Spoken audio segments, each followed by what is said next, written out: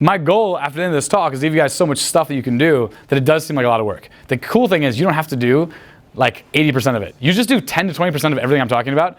It will work really, really well for you. You don't have to do all of it. I'm just giving you guys like, because there's definitely some people in here that like want to know like the full like A to Z. So I'm kind of giving you that, right? If you just got up into some DJ booths and then did all your other normal cold approaching. The cool thing about all the stuff I'm teaching you guys is that you could do any amount of it and still do what you're already doing, and you're just gonna get hotter girls.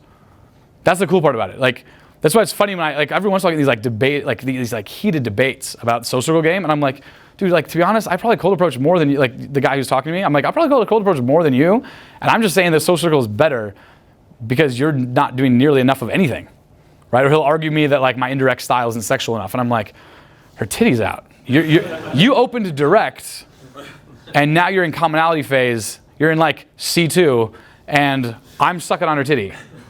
So, I mean, you tell me what's more sexual, right? So, you know, there's this thing that you gotta understand. I mean, I'm gonna wrap up your question with this.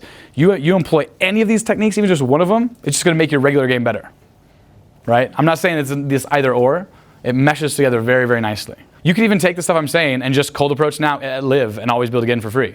You could cold approach now at Warwick in LA, always get in for free. Throw it into the mix. Just literally throw it in the mix. Or you could take it to the next level, and you could never cold approach another girl in the rest of your life and have girls just being sent over to your house. My buddy Michael, have you heard of Michael? He hit a couple videos with me and Owen. I mean, he plays video games all day, and his girl's just sent over to his house. Like, he's got his door unlocked. He just plays video games, and girls like stunning girls. I mean, 9s and 10s will just come over to his house, and then he'll fuck, and then they leave. He'll fuck, and then they leave. He'll pause his video game to go fuck them. He's like addicted. I don't really play video games, I don't really understand it, but he's just addicted to video games. He's taken this to like a very extreme level, right? I mean, he walks into a nightclub, there's 40 girls with him, 30 girls maybe, all wearing matching outfits. I recorded this product 2.5 years ago, way before I was actually with RSD. But I didn't really have the technology back then to do it. I didn't really have the know-how.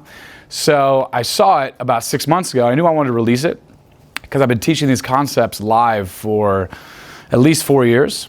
To the point where sometimes I'd actually go and live in a guy's city and I would do all this for him without him actually opening one set. I would just build his social circle. I took on 6 to 8 clients a year before I was with RSD, and I would just build them that social circle in that city. It was fun for me because I basically got paid to game. And I didn't really love teaching back then. I just kind of wanted to game.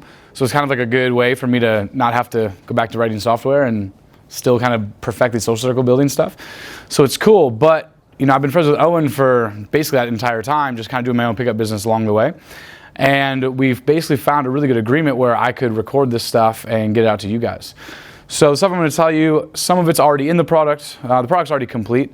But I decided for the next several weeks, every Saturday of boot camp, I'm going to record kind of some additional content, see if there's anything else I want to get out there, and kind of give you guys some, you know, kind of, I guess it's what, 50% extra time, I guess, on the hot seat. So that'd be kind of cool, I think, right?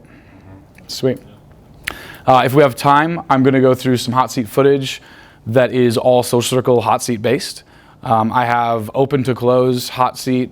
I've open to close social circle footage. I have open to close threesome with my girl. I have open to close threesome with no girl, just me. I have like basically every combination you can kind of think of within a social circle setting.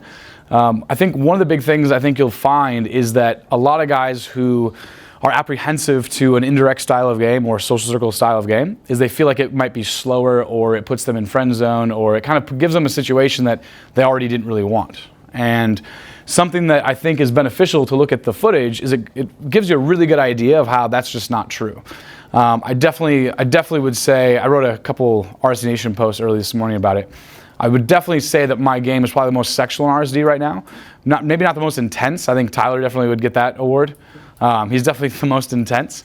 In terms of just like sexual deviancy though, I don't think anybody else in RSD at this point in their life is at that point that I am. So I think that kind of gives you a good understanding of where I'm coming from. Anybody have any questions about anything social circle related yet before we get started? Completely. So I'm going to give you a few like high-level overviews of my version of social circle game, and then I'm also give you some really brass tacks, specific, tangible things you could do within the next few hours of leaving today, basically. Because I think it's kind of a waste of time. I'm the opposite of the Glenn type coach. I'm on a long journey to be spiritual, but I think it's a little bit longer journey for me than most people. So all the advice that I give is very feet on the ground, brass tacks, tangible. By the end of the day, you'll have at least 15 to 20 specific things you go do tonight. Imagine you have no social circle at all. You could just start those things right away. So I think it'll be beneficial. I think the biggest challenge for me in creating this is making myself kind of relatable, because every time I post anything at all, I get all these comments of Luke bragging, Luke boasting, and then, I mean, obviously it's the guys that are kind of, there's a funny quote, which is, you raised your son really well if he grew up to make YouTube videos, and then you grew up to fail as a parent if your son ends up making YouTube comments on YouTube videos, right? Because the comment section is just like the most disastrous place ever on YouTube video comments. It's crazy, these people that live on there. It's so funny.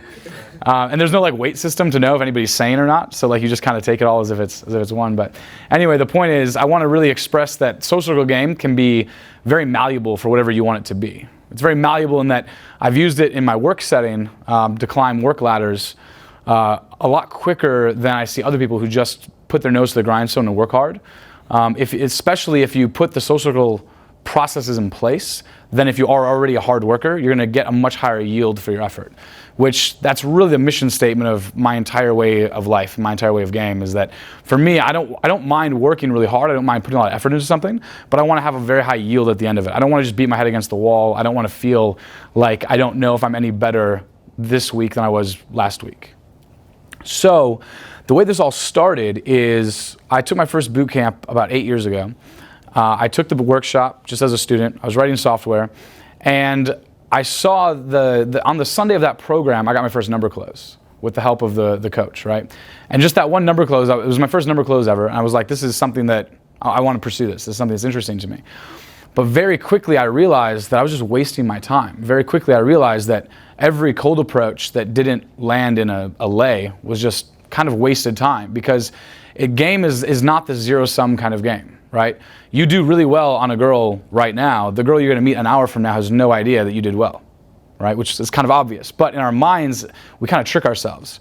Do you guys ever like go on a kind of a streak in a night where you do really, really well with, when I say well, I mean you get to kind of mid-game, a lot of girls are laughing, you get a couple makeouts, and all of a sudden one girl just blows you off, and the night just kind of comes to a screeching halt.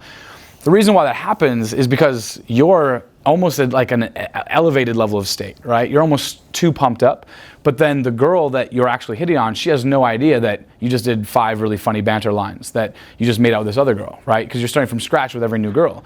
And it sounds really obvious, but it's very difficult sometimes to kind of fight our brain when we're in that moment. Another thing that I realized is that there's just so much time that's wasted by doing typical beast mode pickup. And you only realize that if you've been in game a little while. If you're new to game, you get kind of excited by the over-sexualized beast mode kind of game, right? Has anybody been there where, you kind of first realize that it's okay to hand of God some girls and Kino escalate, and then the claw, and the first few times that works really well, you get really excited, right? Because you're like, wait, this is something I've never really thought I could do before, and now all of a sudden, there's no harm at all. The problem is I want you guys to realize where this fork in the road kind of happens. The fork in the road happens where you decide you're getting results despite your game, not because of your game. And that's what happens with a lot of physical escalation. Now, when you're employing these social circle tactics I'm going to show you, you can pretty much still physically escalate, but you're doing it from a much different frame than this romantic concept of you actually trying to pick up that girl. I think you were the one that had the question about the day twos, right? At the free tour? Yeah.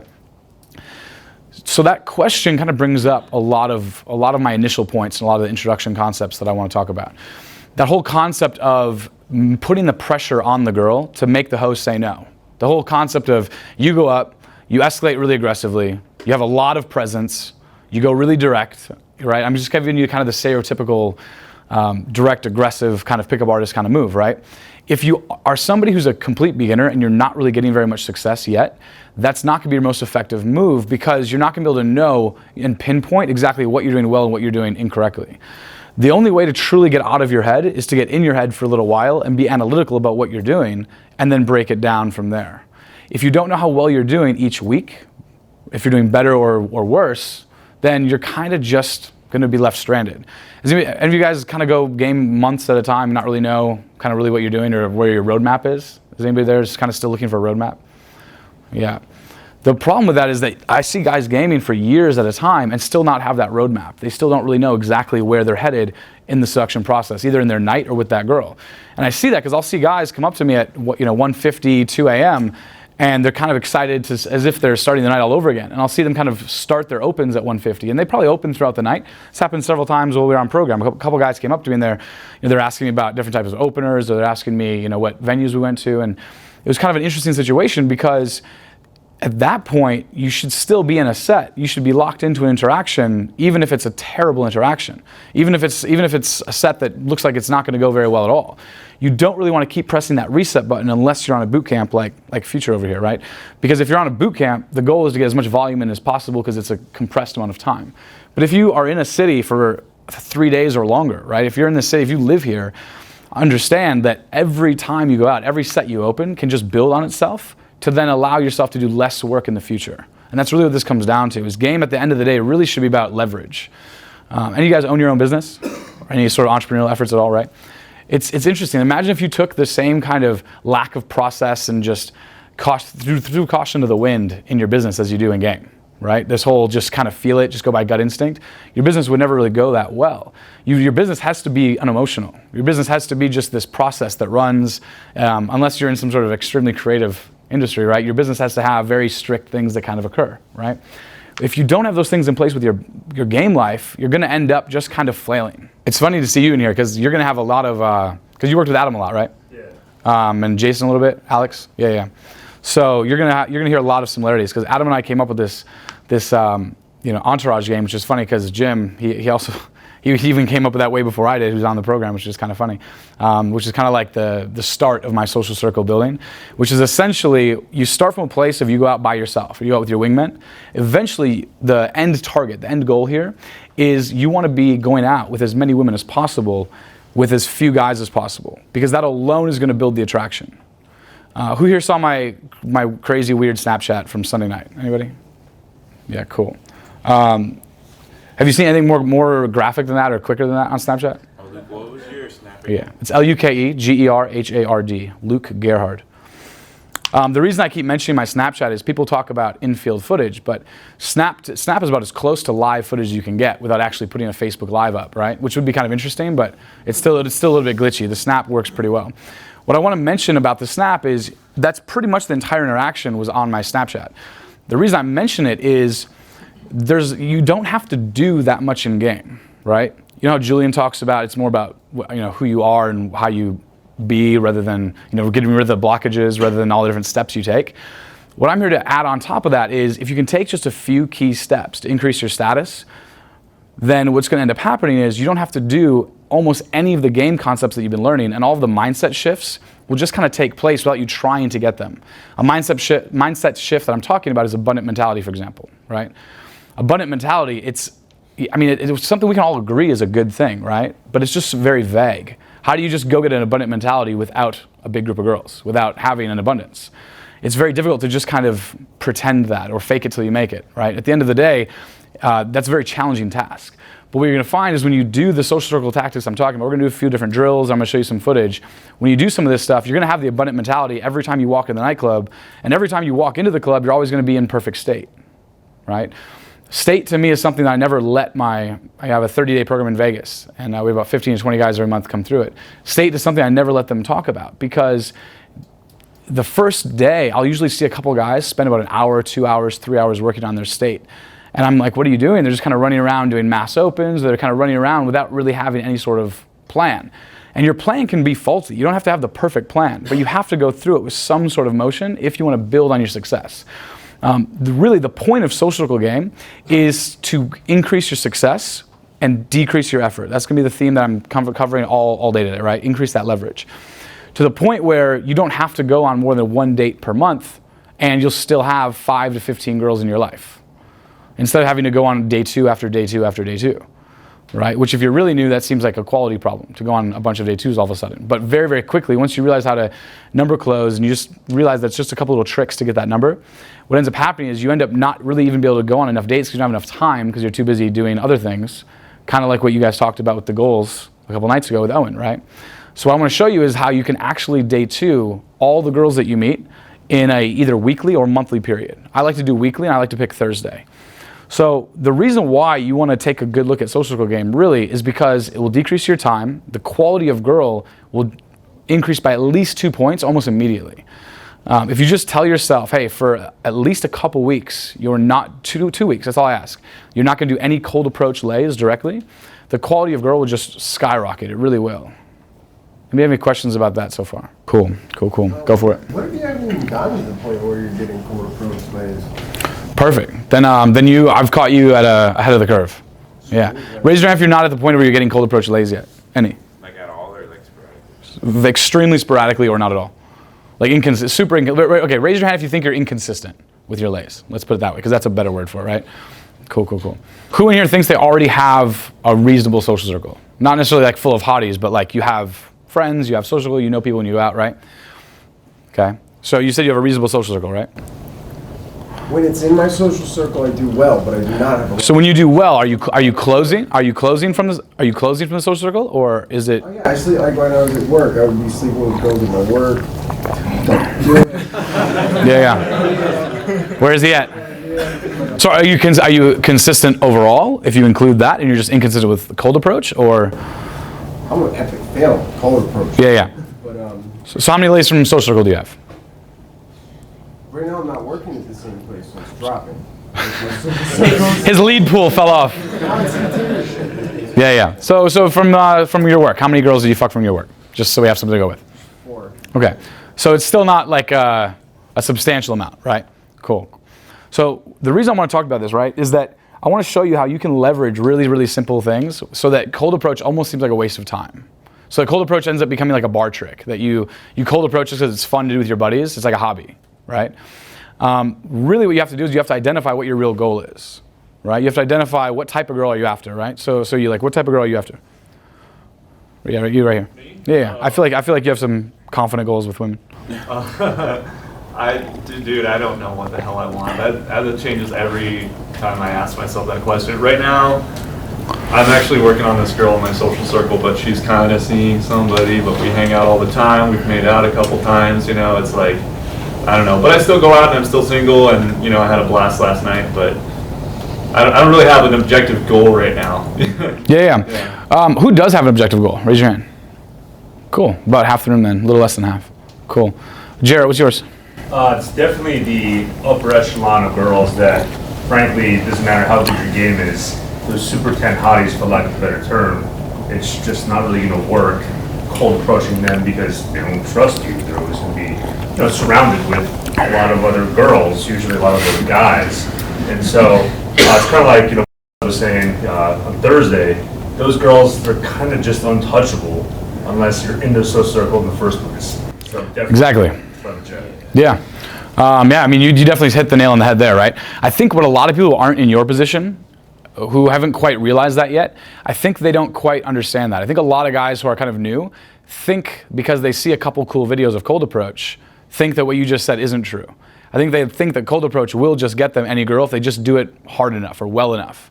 Anybody see that, or anybody think that? Right? Yeah, and what you find is that's just a trap. It just doesn't work that way. There's a bit of pickup that you have to. There's a bit of a Disney. You know how we talk about Disney fairy tale land, right? With mainstream, there's a bit of a pickup Disneyland, right? Which we think that there's certain. You hear one concept that you resonate with, and all of a sudden you run with it. You think that this is like the holy grail to solve all your problems, and you see a couple little bits of proof that it works, right? With a cold approach, infield or a hot seat or something, and you think that all of a sudden we think that, because I've done this too, where I think that one thing is going to work like that all the time. And then what ends up happening is the more you game and the more years you put into this, the more you realize you just can't get 9s and 10s without social circle game. It just doesn't happen, purely because you can't get access to them. You can't see them. It just doesn't really work that way. You might have kind of like spontaneous little bursts of it where you can see them once in a while, but there's nothing consistent with it, right?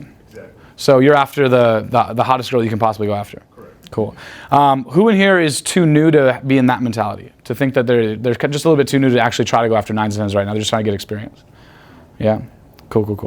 Probably a little bit more even than that.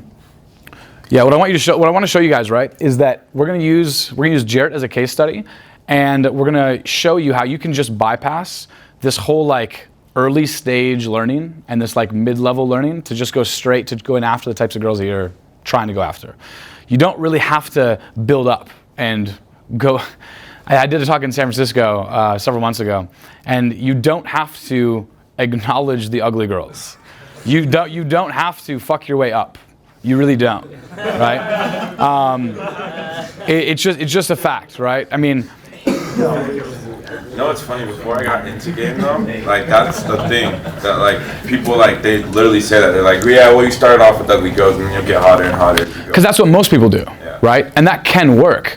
But I'm not gonna take a bunch of fucking pickup courses, give up a career in tech, give up a bunch of other things, right? To then like fuck my way up a fatty circle, right? Like I'm not gonna like there's just no like that's not really the point, right? I think that some guys like have to do that to give themselves permission to even get the 9s or 10s. You know? I agree, and I will also add to that I think a lot of guys just don't know that it's possible, right? There's a certain bit where before you put in that effort, or you put in that first step, there's a bit of buy-in you have to put into knowing that what you're about to do has some chance of working, right? And when you fuck your way up, exactly, there has to be this strong faith or belief that what you're about to do is going to work. And if you don't have that, you can just kind of spin your wheels, or it might not work. Or let's say you have a decent amount of success, you're getting like 6s to 8s or a 9 here and there, right? And or at least a 10 in your city or whatever, right? And when it ends up happening, you can kind of just spin yourself out or go into these like paths where you just kind of get a bunch of, kind of like what you were saying, right? Where you get the day 2s, but you're not really quite closing us. And I'm sure you're closing plenty. Like I can just tell from you that you're not exactly, bad off with women. But at the same time, I feel like it can just kind of feel like you're bashing your head against a wall sometimes. If you get to that point where it's kind of frustrating too, because your buddies will all look at you and be like, wait, you're closing girls that are hotter than I am. You don't have approach anxiety, but you're like, wait, but I know that I should be doing better than this, right? Does that make sense? If you're not hooking up with girls that are hotter than you are, then you're wasting your time in game, right? And it's crazy how often I'll see a guy who's hooking up with girls that are less attractive than him that are still okay, but I'm like looking at a dude who's in shape, makes good money, dresses well, and I'm like, dude, you should be like at minimum set, like most of the guys in this room, you should be fucking minimum 7s, just because most of you guys are 6s or 7s, right? If you're gonna like look at it on like a 10, like if 10 is like peak, there you go. Think about it, right? Yeah. I didn't know that would get you riled up, right? Future just stormed out of the room, right? Huh? There you go. You know what's funny about these 10-point scales, right? And as silly as it is to like put people on these 10-point scales, it's these random units of measure we kind of have to for conversation purposes, right? And it's just really funny because nobody looks at 5 as the median, right? Like when you rate a girl, like that's what I mean. Like, and by the way, like when I said 6s and 7s, I was being nice because no one looks at 5 as the median, right? Like it's just not like. Yeah, like what's a 1? Yeah. It's this. Like you don't see a 1. Like a 1 has one leg, right? Exactly. Yeah. So 5 is not the median, right? So if the goal, so what I want to go show you guys, right, is you don't have to go for the screening girls. You don't have to just fuck your way through these girls up and down the street and then eventually climb your way up. Because what's going to end up happening is you're going to spend 2-3 years in game and you're just going to increase your lay count. You get like 30 to 40 girls. You'll pound them out. But then what ends up happening is you're not actually even close to getting those 9 or 10 types of girls because you're not even in the same vicinity. You're just not even in the same area, right? Because dramatically, I think traditional pickup concepts for a lot of guys in this room, do you understand? A lot of these pickup concepts were made for guys that were less cool than you guys are just starting out. Yeah. You guys ever feel that way? Yeah. Like there's certain, like you can understand, like I've been teaching boot camps for 8 years. When I first taught my boot camp, like it was so much more difficult than teaching boot camp now. Like the guys were just completely, just way worse off than you guys, and what they were expected is way higher. Like every guy wanted to fuck on the first night. Like whether he was a virgin at 30, 35 years old, he still wanted to fuck on the first night. Because he thought like he'd pay. It's like almost like you buy a treadmill, you think that you're just getting in shape. Like people thought they'd like pay the deposit, or is that just, people pay the thing on the boot camp, right? And they just thought they were gonna get those results, right? Yeah, so like a pivot should be the first word in pickup that you should ever learn. They say looks don't matter, money doesn't matter? That shit matters a hell of a lot. Like, I mean, it matters a lot, right? I mean, it's no surprise that like, I'm gonna use Dan Bilzerian's name a lot throughout this just because he's like kind of the pinnacle of like where social circle game really is, right? I don't think I really have to like argue that with anybody. It's no wonder that he's rich and ripped, right? Like, sorry, like there's plenty of guys who don't have, I mean, he kind of has like every tick in it, right? It works. But that doesn't mean that you have to be those things, right? Clearly, I'm a kind of an example of that, right? I mean, if you look at me on Facebook, I'm like 95 pounds lighter. So the problem is that my social circle got too big, and I had too many high-end clients. So like I was able to like have a pretty good pickup business with zero marketing for 5-7 years, right? And I was able to fuck girls that were hotter and hotter each year. And eventually I was just like, well, this is fun. Let's just party as hard as these people in my social circle. So I kind of got caught up in it, right? So then I dated a girl, then broke up with a girl, and then gained the weight back, up and down, kind of yo-yoed. And then along the process though, my whole thing is if I'm going to learn something, I'm going to learn it fully. One thing I knew is this, right? I was a terrible software programmer. Terrible. I learned it all on my own. But I got a software degree in high school, and I got a full-time job at like 17 years old writing software for a big tech company, right? But I was a terrible coder. I had no idea what I was doing. I just would work really hard, beat my head up against the fucking keyboard, and work like 60 hours a week, and just tell them I'm working 40, and they would just think I was like an average coder. But it was just perfect for me because it was 17, 18 years old. They thought I was a lot older. It was a cool little setup, right? So for me, I always had the end in mind. When I decided to write software, I just wanted to get off my dairy farm in Wisconsin, go to a city where there were girls, and I didn't know it was called Social Circle Game, but I just wanted to build a social circle around me where I knew that no matter if I had a bad day, because I grew up really depressed, right? Anybody go through depression or anxiety? I mean, we've got to at least be half the room, right? I'm not sitting here being like, I had this horrible depression, right? But just enough for it to actually matter. And I realized that I wanted to be able to control it. I wanted to control the women in my life. I wanted to be able to control everything in my life. If I'm going to put effort into it, I want to be able to control it. And not in this like obsessive kind of way, but I want to have options. So that's one reason why we're going to talk about the whole girl thing, right? You don't have to just fuck your way up. You can pick exactly what your ideal girl is, right? My ideal girl is, Jessica Alba in her prime, Eva Longoria. My ideal is Salma Hayek in her prime, right? I want exactly that type of girl. At the end of today's talk, I want you guys to completely decide what type of girl it is, and it can change, right? It's like a business plan. If you don't have a business plan to start out with, a marketing mix, you're not gonna go very far usually, right?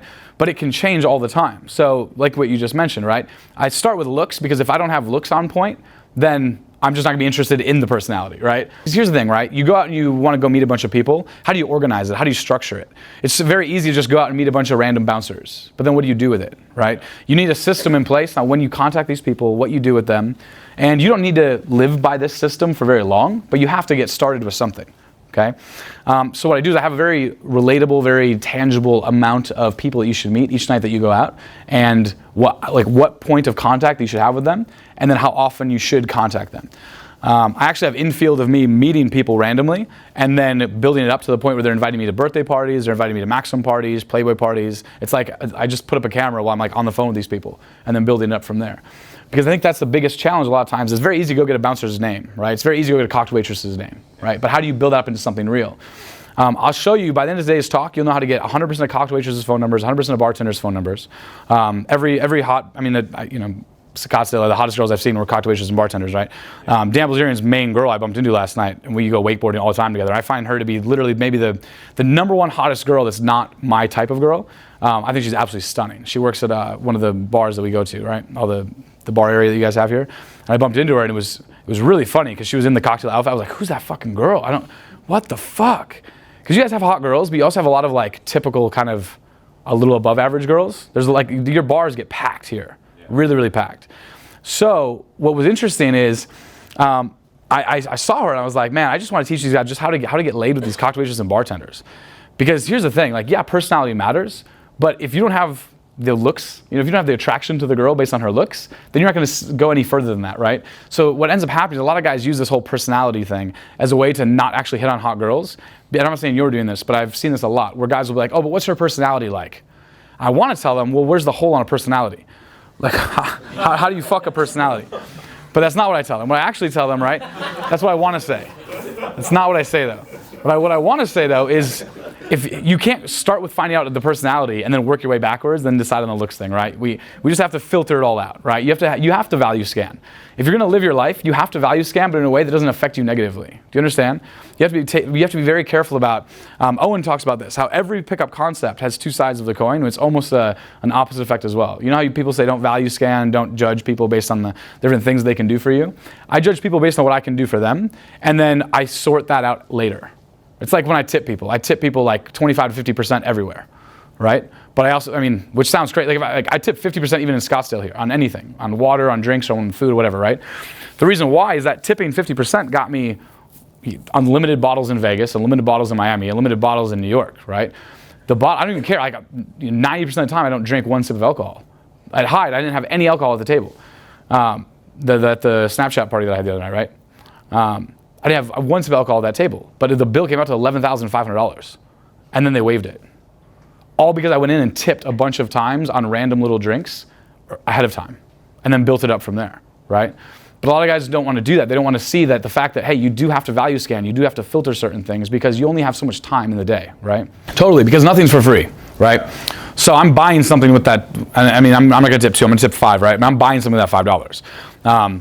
I don't have the money to actually tip as much as I do. I literally look at it like it's a business expense, like I'm getting something out of it. But I go so far to the point. So I'm going to tell you guys things that you guys can do, and I'm also going to tell you things that are a little bit crazy that I do. And if you have the balls or you have the gregariousness to follow through on it, you can go for it. But so one of those simple things that I do, for example, is every night I go out to a nightclub, and I'm in nightclubs 7 days a week, right? Every night I go out to a club, I buy a drink for some guy that I think makes a lot more money than me. That's my only rule for it. That adds up to a lot of money, right? I can kind of afford that, but if it didn't come back on me, I couldn't afford it. Like if it was just random, if I was just trying to like spend it, it definitely wouldn't. I'm expecting that to come back on me in a lot of ways, right? The cool thing is it's kind of like, you guys know how like VC money works, right? You guys know how venture capital works, right? It's super simple. You know, it's a very bad bet for the VC company, right? They're looking for that one home run to kind of pay for all the bad companies, right? All the failures. They're looking for they're looking for for every Chris Sacca, there's a bunch of guys on the street corner on Market Street in San Francisco. Market Street's like this, you know, Market Street. It's like this zombie fucking apocalypse in San Francisco, right? You really want to understand this. When I'm tipping that $5, right? I'm specifically getting an interaction out of it, right? You don't have to tip the $5 either. There's a lot of other ways you can do it. Like if you just are dead broke, you can build it up from this. But this has gotten me significant. Like I own part of a makeup store in Vegas. I know nothing about makeup. I barely ever go to the store, right? The money I get from it, the dividends are like a few $100s a month or something. Like it's so few points. It's like nothing, right?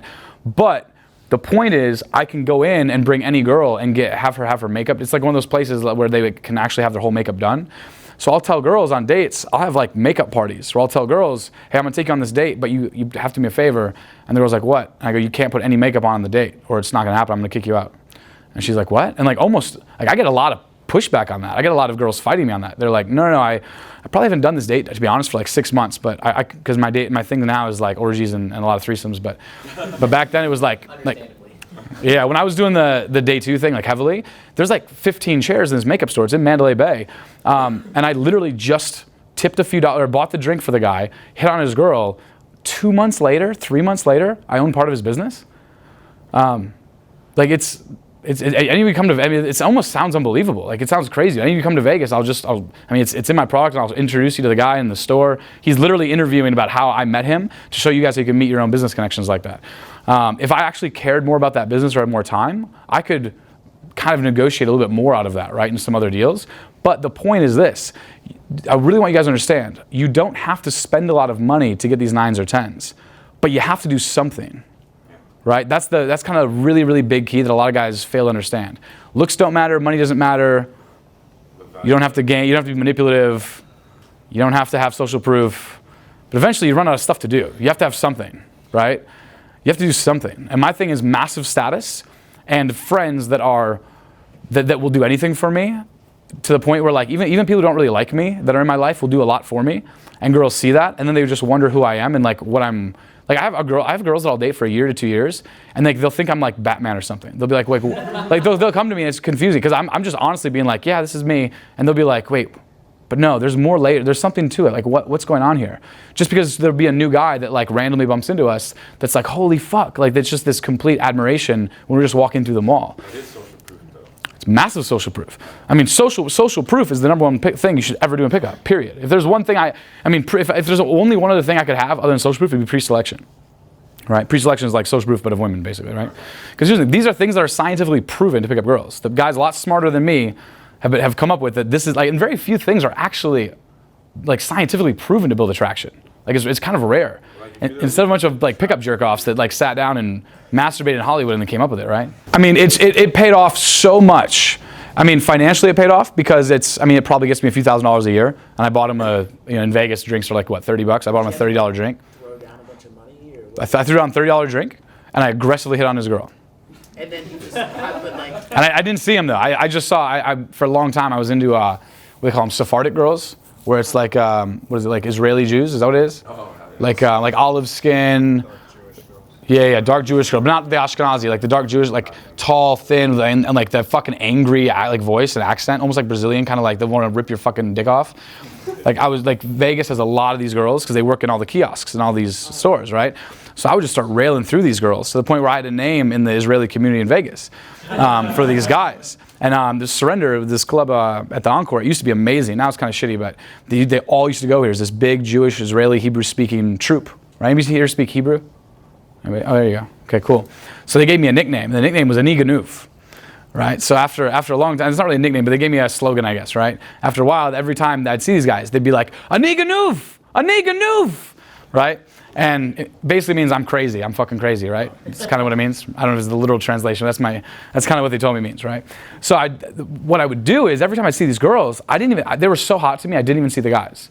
I would just go straight up to these girls and I would hit on them. And all of a sudden I look down and they'd hold hands with each other, even if they're like family or friends. Like it's a very like touchy-feely culture, I guess, right?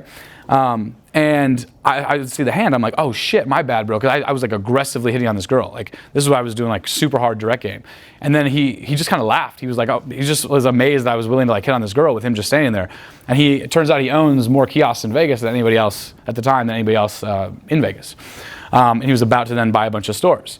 Well, I don't want to go too much in the business aspect unless you guys like are more curious about that. But basically, long story short, I just aggressively started hitting on the girl. I'm like, oh, that's cute, that's neat, that's really interesting. But I just started hitting on the girl. I'm like, all the one-liners, right? If you're brown, I'm down. Minority, all this. If you're like I'm white, you're bright. I'm just right. I just kept going, right, to hit on this girl. And he just kind of like laughed. I just kind of respected the fact that he like when I'm out with my girls, right, girls that I'm fucking, and I see a guy like kind of look at them, I go like this without the girl knowing. And I'll like try to hide behind something, right? Because why do you think? Well, she's gonna be subconscious. I just want to see what he's gonna do. And like I have a rule, like if you can, with the exception of like whatever my primary girl is at that moment, ever since I got into pickup, my whole rule was if you could take a girl that I'm picking, like if you see me in the field and you could take a girl from me, fucking do it. Just teach me how you did it later.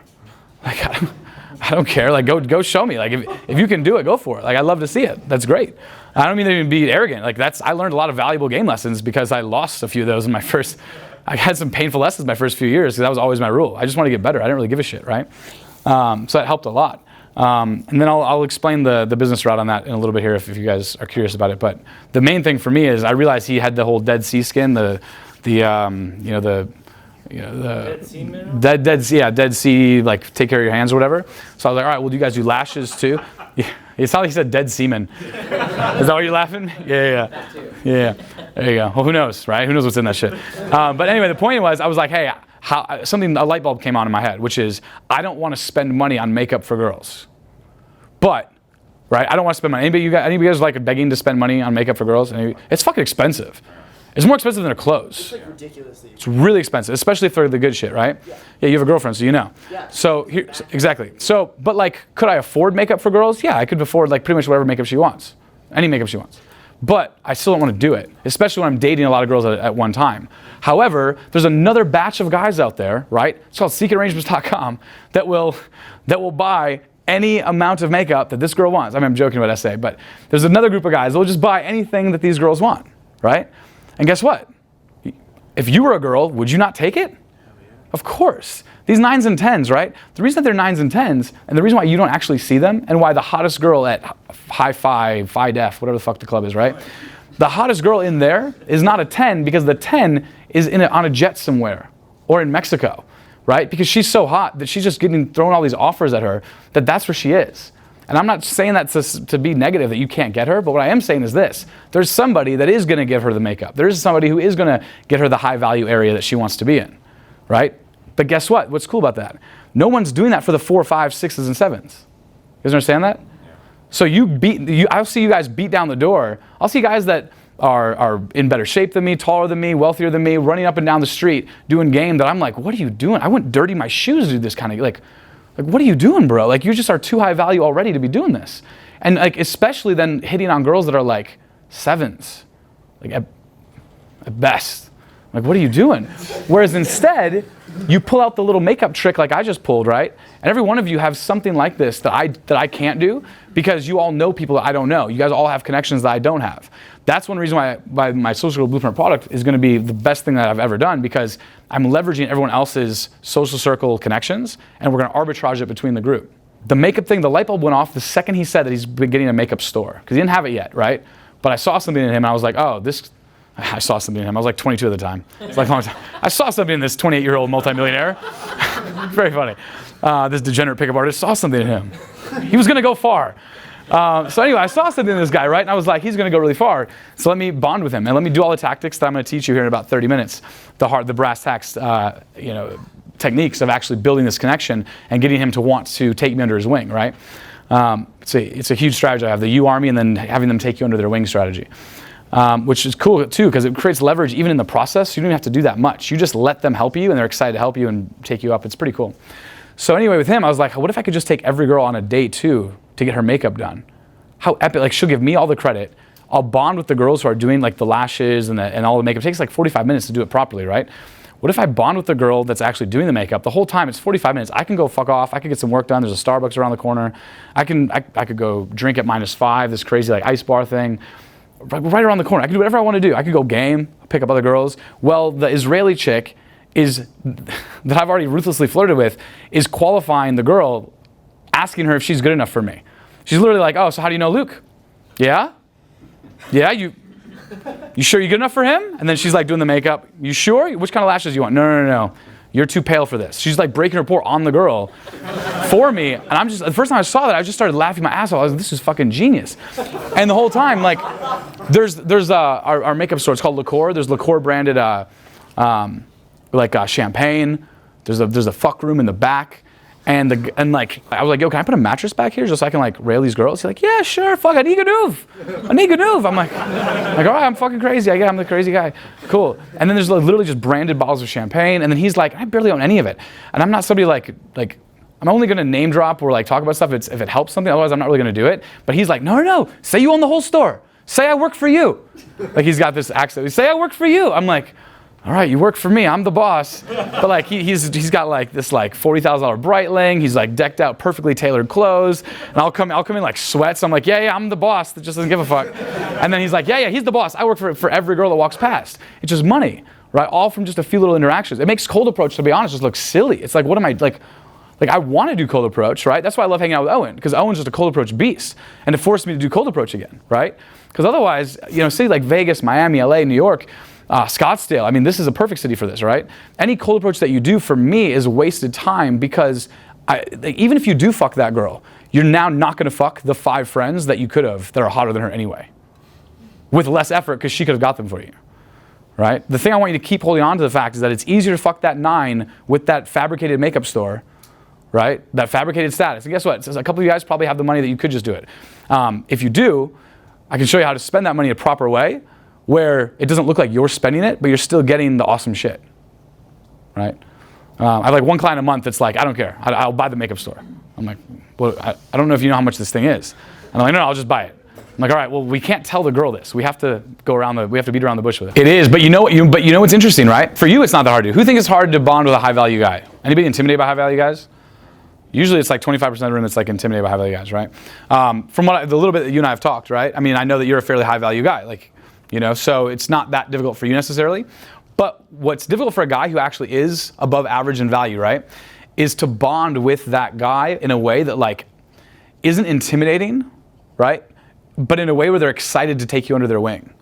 Does that make sense? And you're giving value to each other. You're giving value to each other. It's also, and even more than that, right? It's a race to see who can it's a race to see who can give more value to the other person first, right? Here's the thing. I don't want to say I don't want to look at them as different. I see where you're going with it, and I 50% agree with you, and I want to kind of add a couple nuances to it to kind of specify, because I like where you're going with it, if you don't mind.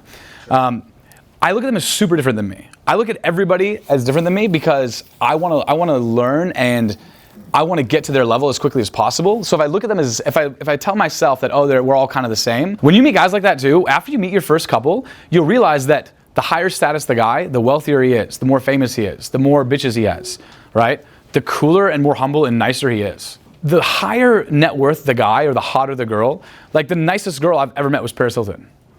Like, you wouldn't really think that, right? The next, like, 10 girls that are on my hit list, right? The girls that are, makes it sound so bad. I can only say hit list after Rihanna's song came out. Then now I can say it, otherwise it sounded really bad. They're all huge celebrities that I'm going after. Well, 5 of them are huge celebrities, 5 of them are like music video girls, VMAs. That just was on the other day, right? The MTV VMAs. Yeah, what's the girl in that one, was it Tanya, Tanae? Fade. Is that her name? I don't know. In the gym, the hot dance move. Oh, Tiana Taylor. There you go, Tiana Taylor, there we go. He would be the one to know how to pronounce her name.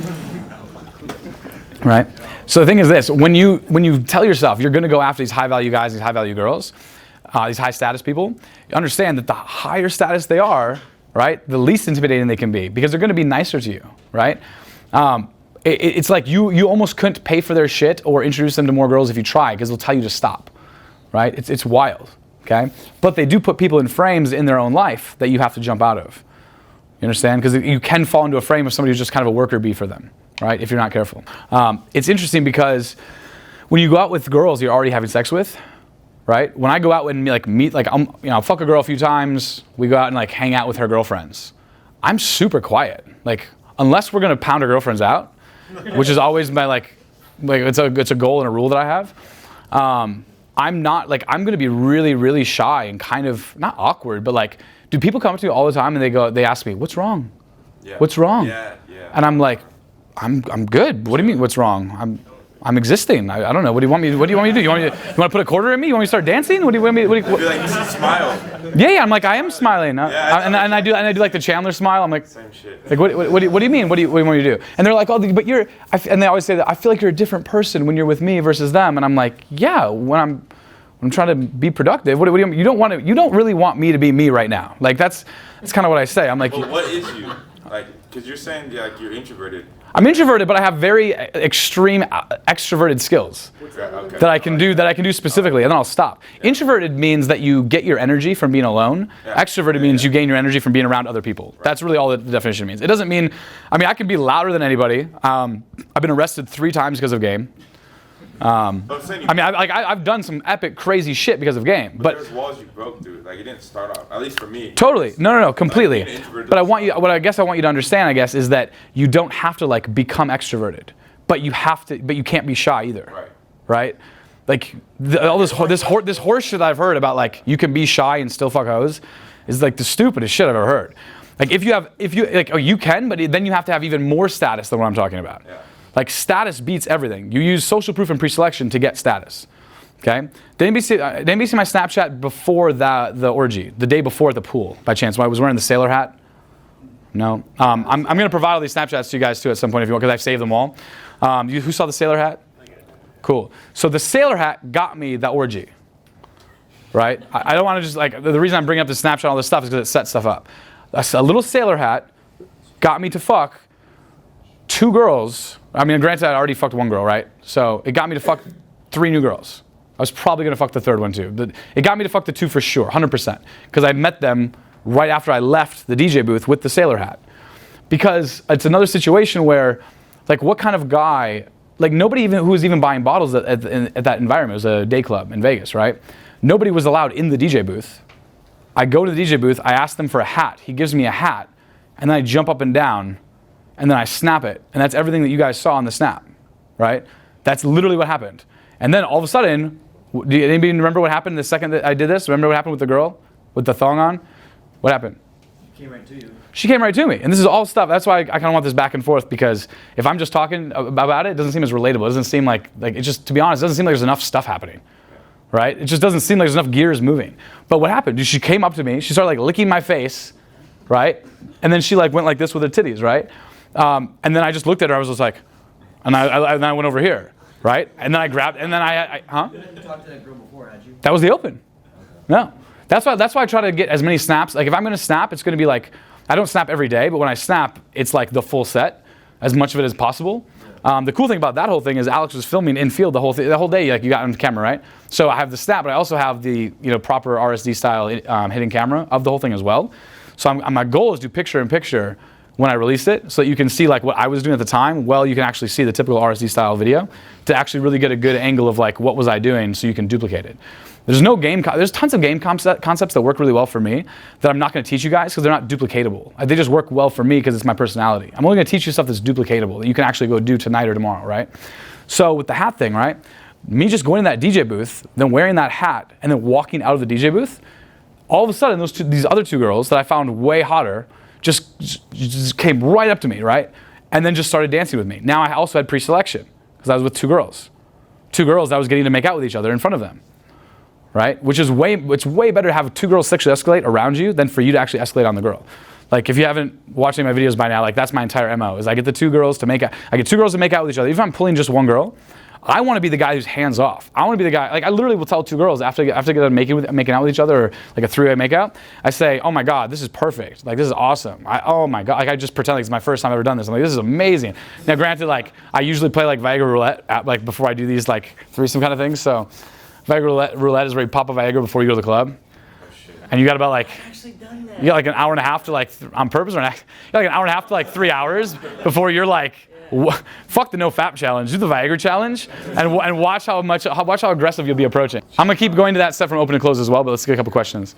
Do you guys like that, by the way? I'm gonna tailor the talk to the audience. Do you guys like the fact that, like when I talk about getting those closes with very little effort, and then how I actually got those things to happen? Because one of those girls was a solid 9, one was an 8. There was like 2 8s and 1 9 in that Snapchat, and then there's like 2 6s or whatever, right? Do you guys like hearing about how like I'm able to do that without actually putting much effort in and showing you guys to do it? Especially when I go to these pools, like it's so hot. I hate this fucking, like the heat, and then I didn't realize there was a place hotter than Vegas. It's called Scottsdale. You have like the humidity and the Vegas heat. It's crazy. You have perfect weather in my ass 10 months of the year. I'm dying out here. It's crazy. I suppose you get used to it or whatever, but I'm out there on this pool thing, right? I don't look good. Like it's my least attractive environment I could possibly be in, is me at like a Vegas pool party right now. Right? I don't look like the male model days of my Facebook past, right?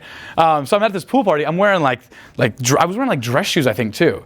No board shorts, right? So what do I do? Now, granted, I've built up a little social proof there, over time, but I've been there that was the 3rd time I've ever been at that pool. It's not like I go there all the time. Any one of you guys could have gone to Vegas in a 3-day weekend and done what I did. So start with the DJ booth. I only got the 2. Okay, so the 2 girls, right? That was all. So yeah, I had the 2 girls first. I sat them in an empty cabana. All right, so also, you get used to high value areas, right? Get used to doing no minimum table areas. It's the same as if you got a drink at the bar, right? When I cracked that code, all of a sudden now I started fucking 8s like really, really regularly. And a bunch of like bottle rats, right? It's crazy how many girls will fuck you because you're sitting at the table and they don't even know that you're just ordering drinks with the waitress. What? You want to know something that's even crazier? Like anybody been to Vegas or Miami or New York, like a crazy bottle area, right? With super hot girls, or New York Fashion Week or whatever, right? Or even here, right? There's what's the bar? Blonde. Bottle Blonde. There's some hotties that go there, and this is a bit of a table area. It's about as bottle service, a cake, right? Cake's a pretty bottle service area, right? You can just go to any table and ask the waitress to make you a drink, and then she'll let you stand there, as long as you're not being a prick, until the drink comes, and she can be your personal bartender.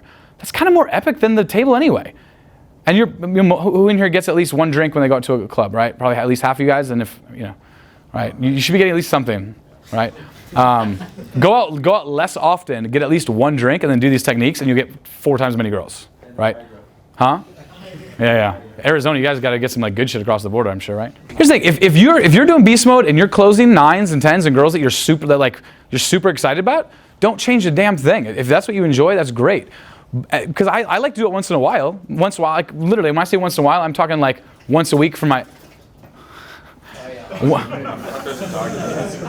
Someone's getting a Hummer back there. The cold approach stuff, right? I do it with my students, especially my Vegas program, like every night, because I have to do it with them, right? So I get that in during that time period, right? And then about once a week, I'll go out without anybody, just myself, and then I'll go crush it cold approach as well. Because it's fun. It's like a super fun activity. I'm sorry, it's very validating, right? As much as we want to like beat the validation down, all this stuff, all I really need is a pretty girl to laugh at my jokes. Like I go out and I do my little, little routine stack. Not that, you have to have a routine, but you do your little things that you know work. You go to the whole deal, you run the whole show, run the circus. It's fun, it's very validating. That being said, what's more validating is fucking 4 to 8 girls a week that are my exact type of girl and having it be this like weird situation where it's more perfect than I ever thought it would be. What I mean by that is like the girls then want to stay. They want to like Netflix and chill then for the next week.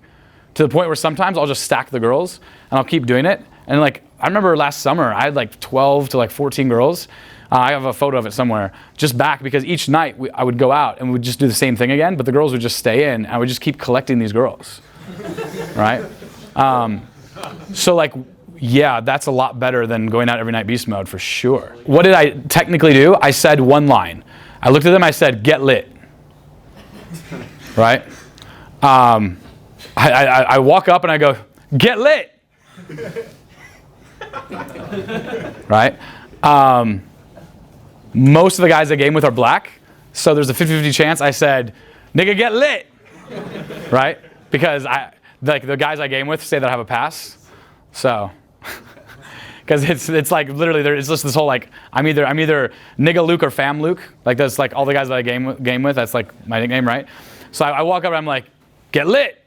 Like what does that even mean? Get lit, like get fucked up, but like it's so broad at this point that it just means like you say that in a nightclub setting, like a girl walks past you, try this tonight, do that. It's better opener than anything you've probably been saying this week. Girl walks past you, look at her and go, get lit, fucking get lit.